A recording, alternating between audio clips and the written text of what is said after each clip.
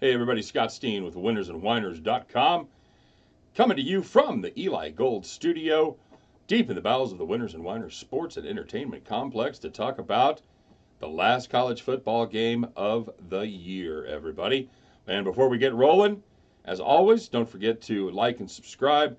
Check out our websites, winnersandwhiners.com, statsalt.com, for a deep dive in this game, as well as every other game going on in America every single day.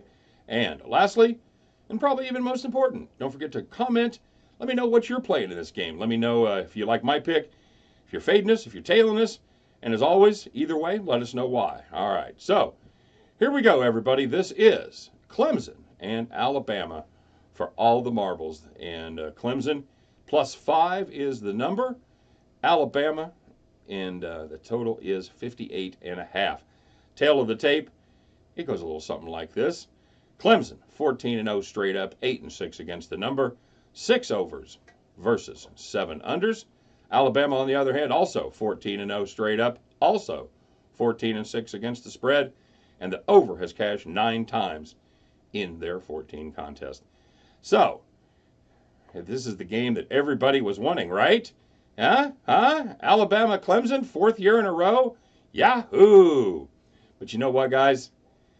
You can't really dispute that these are the two best teams in America. You want to talk about Georgia a little bit? Okay. I get it, but they should have beat Alabama when they had the shot. They didn't. Clemson took care of their business. Here they are. You had a bunch of guys from Clemson that that could have gone to the NFL last year on that defensive side, and they came back for one more shot. So, just how good are these teams? Well, in the eyes of the bettors, they're really damn good. Neither one of these teams has been any less than a double-digit favorite this year. The lowest they've been, Alabama was a 12.5-point favorite over Georgia. They did not cover. Clemson, they were a 10.5-point favorite over Notre Dame, and they most certainly did take care of business against the Irish. So, let's break them down by unit here, guys. Before we get started, both the teams, surprisingly, a little weak on the special teams. Neither have a great kicker, and that's, to me, that's surprising. I don't know why you have two of the elite programs in the country and you can't get a kicker. It makes no sense to me at all. But there it is. Not great kickers, not great punters. As far as the offense and defense, Clemson defense, 4th in the nation total yards, 18th against the pass, 3rd against the rush. And by the way, Clemson gave up just 2.4 yards per carry. That is the lowest total. That is the lowest average per carry in the last 10 years in college football. That is impressive.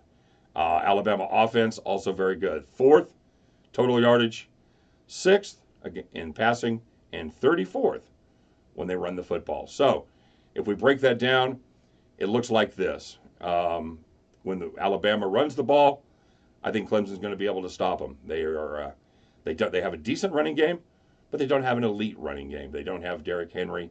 They don't have that guy that you can just absolutely count on to pound the rock at all times.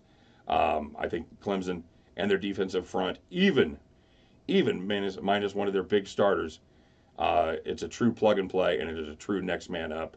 Yeah, they're going to lose a little bit of quality, but not nearly enough to make a difference. And the other 3 guys on the line are all high-quality individuals who will all probably play on Sundays.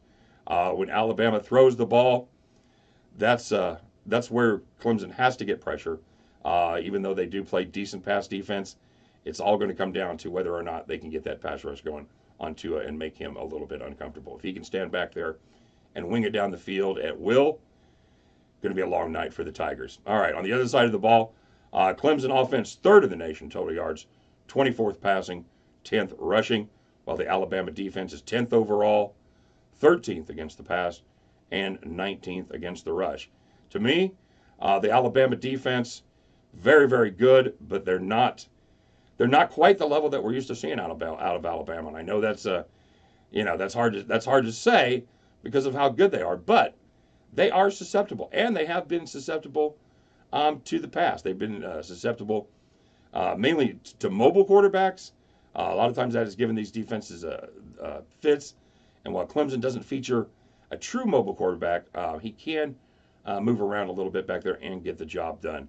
So I look for Clemson to be able to get some yards here. I don't know that they're.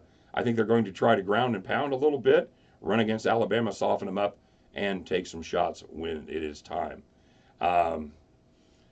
Yeah, that's that's really what it's going to come down to. It's going to come down to, for me, how the offenses react versus these defenses, and that's kind of oversimplification. But if Clemson does their thing, they can actually get it done against Alabama.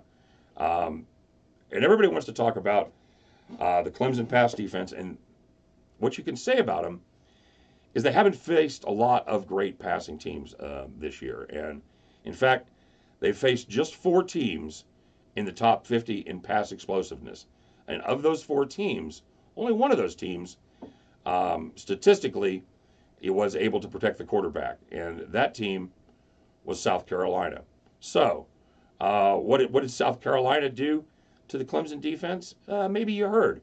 They threw Jake Bentley, South Carolina quarterback, 32 of 50, 510 yards, 5 touchdowns, including a 67-yarder and a 75-yarder. However, here's what I want you to know about that. 4 of those 5 touchdown passes came when the Gamecocks were down by 14 or more points.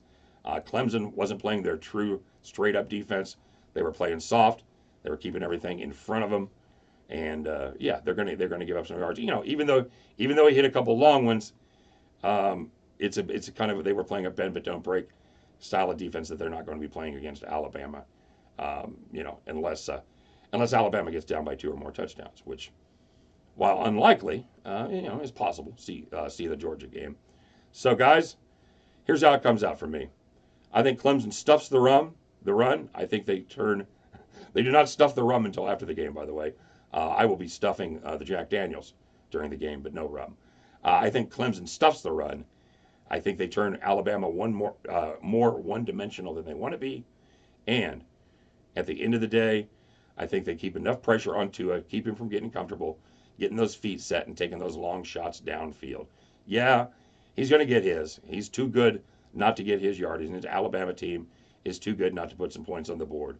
But I think we've got 2 very even teams in this contest. And when it comes down to 2 evenly matched teams, I'll take the points. Give me the Clemson Tigers +5 for the national championship.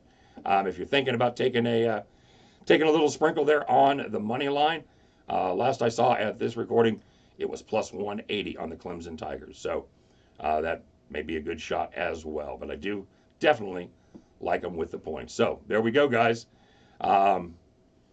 Get down on the Tigers with me. Should be a fun game to watch. But get your bets down.